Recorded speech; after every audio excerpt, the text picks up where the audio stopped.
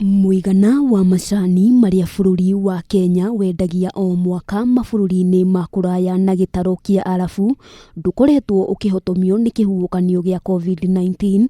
Rũhonge rwa gũthĩngĩcĩra wagĩrĩru wa irio na mĩmera rwa AFA rĩu rũkiuga ndeto ĩno yumanĩte na kũgacĩra kwa rĩera kũrĩa gũcangĩirwo nĩ gĩthimi kĩa igũrũ kĩa mbura ĩrĩa ĩkoretwo ĩkiura.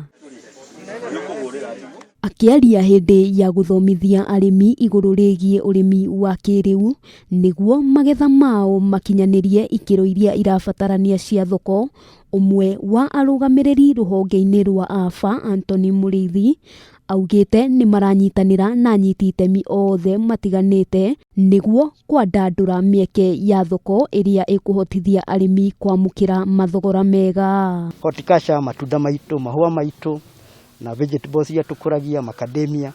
Kenya we have the best quality.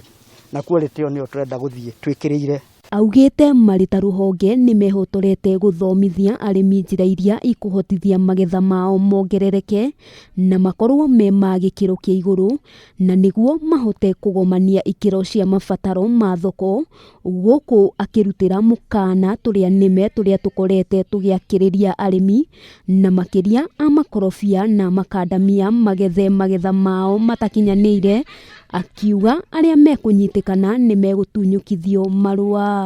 We are targeting the local market as well as the international market.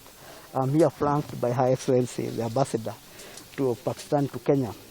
Pakistan is one of the countries that imports a lot of our tea and other food crops. Ihinda-inĩ o rĩu amwe a arĩmi arĩa mahetwo marũa ma kuonjoria na indo itiganĩte cia ũrĩmi nĩ mahetwo mweke wa kuonania indo itiganĩte arĩ nĩ hamwe na ndawa, bataraitha gatagatĩ-inĩ ka indo ingĩ. Be doing value addition in terms of oil, avocado oil.